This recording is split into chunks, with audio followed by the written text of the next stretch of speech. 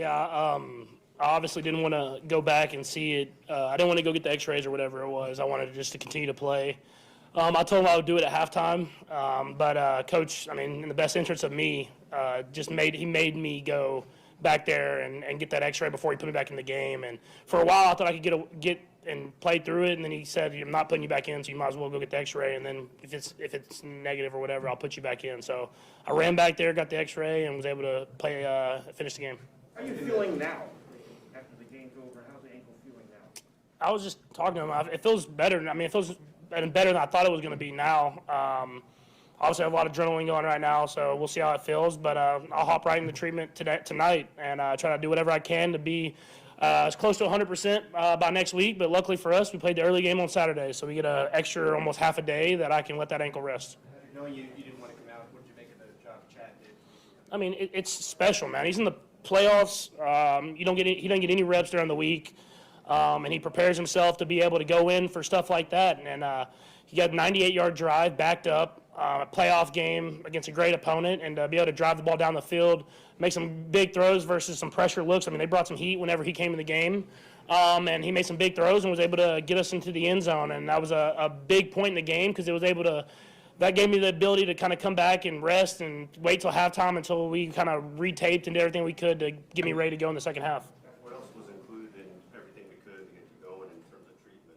How else did you need? No real treatment. You don't have time to get treatment and stuff like that, but I mean, you just put the spat on, get it tight, try to keep the swelling down, and then go out there and play. And they made me do a couple things in the locker room to show that I could move and protect myself if everything kind of pressure came, or whatever it was. And I mean, credit to the team. Offensive line did a great job in that second half of protecting me. I got the ball in my hands quickly, and guys made plays. But it's a team sport for a reason, and guys stepped up around me. Have you worked with your footwork?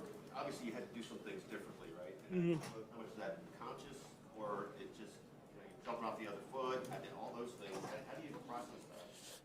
Yeah, you just got to be a competitor at the end of the day. I mean, not all things are going to be perfect. You have to find a way to make stuff happen. Obviously, I missed some throws. I probably think I could have made if I would have been in the right foot position. But luckily for me, I'm not in the right foot position all the time, so I'm able to make some throws like that anyways. Patrick, I know you have a high tolerance for pain. How much more are you able to take? And then, did you ever feel like you might have put the team in jeopardy if you come back in early?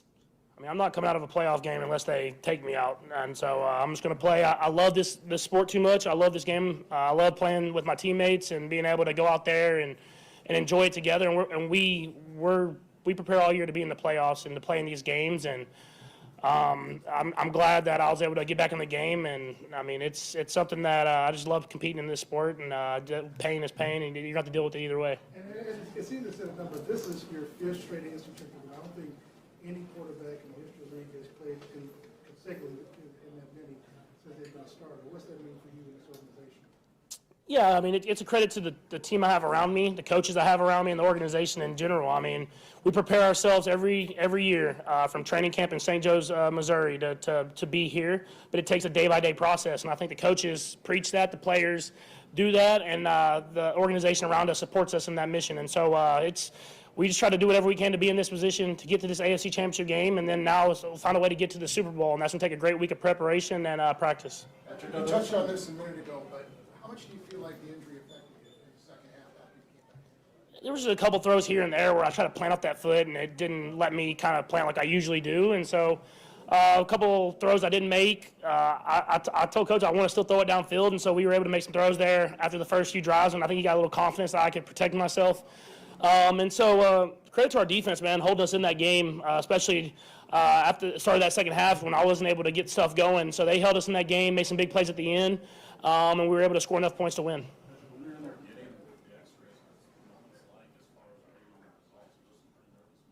Yeah, pretty nervous moments, man. I mean, I always pray whenever stuff like that comes around, man, and just it's all in God's hands at the end of the day, and I just have to accept whatever it is and turn it into a positive. And so, luckily for me, he blessed me to keep me injury-free as far as breaks or anything like that. And so now, how can I prepare my body to be ready to go next week? And I'll start that tonight, and that process will be tough, but I'll be ready to go.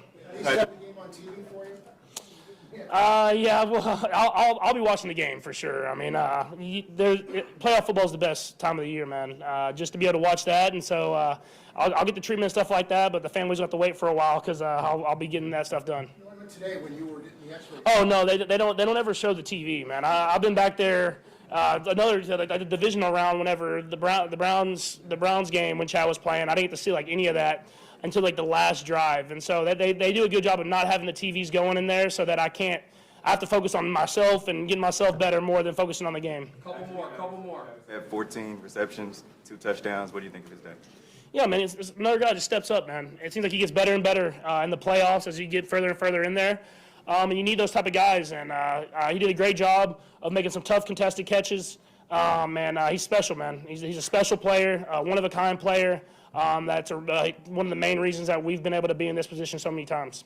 What's it like being? The last drive of the you guys scored a touchdown, they kind of take me through that drive, and obviously you went down on a touchdown pass. Yeah, no, it was a good job by everybody. I think everybody had a part in that drive. Everybody was making plays. And that's what championship teams do, is that whenever stuff's not going their way and the game gets tight, how are you going to respond? And I went down, I kind of jumped and landed on the same ankle, but I had to find a way to get the ball in the end zone, and Marquez was there, and I needed to make the throw. And he stepped up and made a big play there at the end of the game to win it. Last two, Neil and Bob. 75,000 people thought this was going to be an easy game. What was it like being in a tight game with your situation with your ankle and with knowing your season's on the line? Yeah, I mean, I never think any playoff game is going to be easy. I mean, teams are here for a reason. And even if they are surprised in a sense or whatever it is, they're here for a reason. They have the confidence that it's going to be a great game. If you look at wild card weekend or really the playoffs in general the last few years, every game seems like it's a one-score game. And so we came with the mentality that we were going to have to play to the very end. And obviously we had some adversity through there with some injuries and stuff like that. But I was proud of how the guys responded and were able to figure out a way to get the win. Last one. Patrick, this is probably hard to separate, but how much do you feel like your urgency to get back in was, I got to play, and how much as a signal to your teammates, like, galvanize them? Yeah, I mean, obviously you want to play. I mean, you just want to play because you've built that time from St. Joe. You've spent this time with your teammates and built up for this moment, and so you don't want to let guys down or whatever it is. You want to be in the game and be able to go out there and show off what you've worked for. But I don't think it really was anything for the team because the team has so much belief in Chad, and he's done it before. He's won divisional games by coming in and playing. And so they had so much belief in Chad, and you saw in that 98-yard drive. He ran the offense the way the offense is supposed to be ran. He threw it to the right guys, and guys stepped up and made plays. And so that's what a great team does. It's not about one guy. It's about the whole team. Great. Hey,